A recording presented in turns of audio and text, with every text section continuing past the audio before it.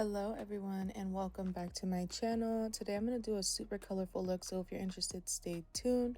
My brows are done off camera and we're just going to go ahead and start with our lids, and we're going to go ahead and prime our lids with whatever primer or concealer that you prefer.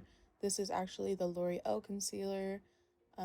It kind of just stuck. I used it one time and I just kept using it. That's pretty much how I got here, but I just am blending it out with a little beauty blender. This one is specifically called the Makeup Boule. You can look up the company. I think they are still in business.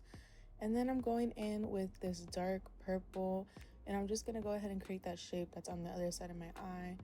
And yeah, this is the shape I'm working with. But I also want to mention, when you are blending above it, you do want to keep it a little bit lower than where you want it to reach out, because the other blending colors will drag it out a little bit more, and that will make sense a little bit further into the video. So once I'm done creating that kind of like dome-ish shape that I've been working on, I am gonna go ahead with maybe a smaller brush just to drag out that tail that I have on the other eye.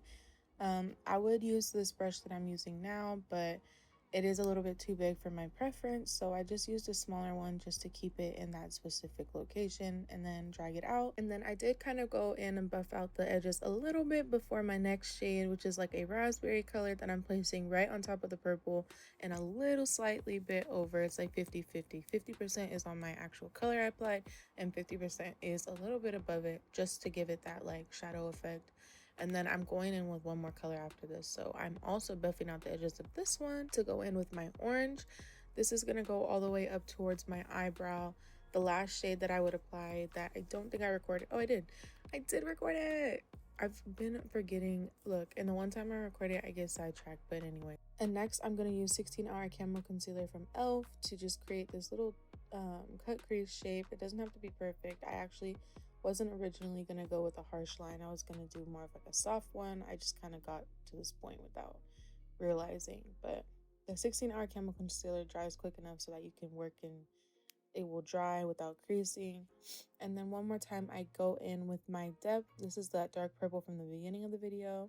Super important step with cut creases. And then I'm going to use some eyelash glue. Yes, eyelash glue, to prime my lids for the shimmer that I'm going to be applying that you can see on the other eye. This step just helps to give you that pigment and help it stay on, no creasing. You always want to make sure the glue is tacky beforehand. I would never apply it while it's wet like this. It's kind of has a blue tint. I would wait for it to get more clear so it doesn't mix in with my shadow, and I can just apply it and drag it across. And look at that pigment. It's so pretty, and it will stay like that all night. It will show up pictures and videos and anything. So I think this was a really pretty color to pick, in my opinion. But if you've never tried putting glue before your shimmers or metallic colors, just try it and it will make a huge difference. A lot of girls have said that it's a game changer for them, and I believe it. Next, for face, I always prime my face, of course, with Cover FX gripping primer or Mil Padro gripping primer, but always a gripping primer because I struggle to keep my face makeup intact because I do have a lot of acne scars, so sometimes they do peer through, but I don't have that experience anymore. So this foundation I'm using is the Maybelline Superstay foundation, but I have to mention they did change the formula. A bunch of girls I follow have talked about it, and it makes me so sad because I just barely hopped on this wave of the Superstay foundation, and it was one of my favorites. It literally moved up to the top of my list like so fast, but they changed their formula, so I guess it went from like a 24-hour wear or something like that to like a 30-hour. But a lot of girls have said that it's like it just shows all their pores, and so I do definitely need to try that on my channel before I knock it. But that does make me a little sad because I did hop on the wave a little bit too late.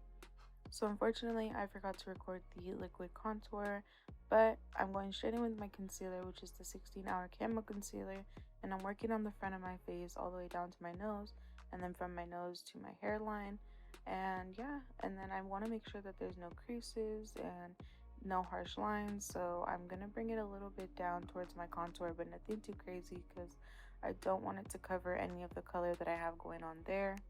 Then after concealer, I always make sure to set underneath my eye completely with a loose powder. This is from Beauty Bakery. And then after I set underneath my eye all the way, Sorry, my voice just cracked. After I press it underneath my eye all the way, I go ahead and bake underneath my liquid contour to prepare it for the powder contour, just so that any product that gets on the loose powder will be a little bit less pigmented than the other areas. And I always set underneath my nose because my lip has a lot of freckles on it, so I just make sure to put some powder there. And now I'm going in with my powder contour. This is from the Pink Leaf Cosmetics Roll Up and Glow Up palette. Really quick side note, if you do make a purchase with Pink Leaf Cosmetics, which you should, I mention them all the time, make sure you guys use my code MauilenaXO. And yeah, so this blush that I'm about to use is also from Pink Leaf Cosmetics. And this was what I was mentioning about my upper lip having a lot of freckles. I always put some extra powder there because it always peeks through, and I'm not a fan of it for some reason. Unless I'm showing all of them, I don't want to show any of them unless I'm picking which ones. And then this is from the Roll Up and Glow Up palette as well from Pink Leaf Cosmetics. Their blush, the Pink OG. It kind of looks a little bit more like orange or salmon on me. I think it's because I mixed it a little bit with a bronzer. And yeah, so this is what I'm working with, and I've been loving this color lately. It's just giving. I bring it all the way to my nose, my chin, my forehead, and yeah. And then I'll go in with my Pretty Vulgar Shimmering Swan highlight. This is the best highlight ever. This is one of my favorites. If you've watched my TJ Maxx haul video or full face using TJ Maxx makeup, this is in there. And then I'm doing my under eye. I'm going to start with that raspberry color, move straight in with that orange color, and then last but not least, the darkest shade, which will go right underneath my lash line. I like to personally wet my brushes. If you're not using these brushes on your clients, if you want to lick them, that's fine. Otherwise, use that setting spray that you have and just spray it a little bit. Put it in that dark color that you wanted to use and watch that pigment just work, because this is the best way to get a dark eyeshadow underneath your eye, is wetting your brush. Trust me, trust the process. Now I went in with the NYX Faux Whites waterline, and this is the blue one since I seen blue on my lid. And then I'm going in with Homegirl's Beauty Shop Eastside Lashes. These are great for volume and length because a lot of the times you only get volume and not length.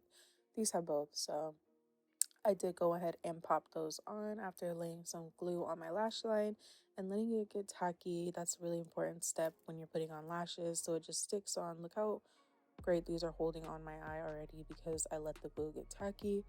And then after, I'm going to go in with the LA Girl Brown Lip Liner slash eyeliner. It says it does both. I've never tried it on my eyes, but then I'll go ahead with a little smudger brush from Morphe and just buff out the edges of that brown because I want to do kind of like an ombre look. I'm going to do a light center. And yeah, this has been my go-to lip lately. I think they discontinued one of my favorite lipsticks from MAC, so I'm going to go ahead and hold off on using it until I find it again because I don't want to run out anytime soon. And that is the shade Blossom Friends. So if you guys know if they've discontinued it, let me know because I've been looking everywhere for it and for some reason I can't find it. And when I went to the MAC store, these girls were so rude there and I didn't even want to look. So I'm going to go ahead and do the research myself. But I was just curious if you guys knew.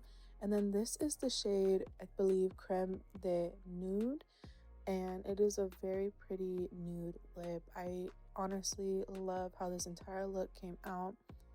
And I just love the color combo so much. And this is all I have for you guys this week. If you want to see more colorful looks like this, let me know down below. I kind of go back and forth on this channel on whether you guys want colorful or more neutral. A lot of people told me they wanted like everyday looks, so that's like not my, preference in makeup. I like to kind of go extra above and beyond, but I know that it isn't a channel just for me.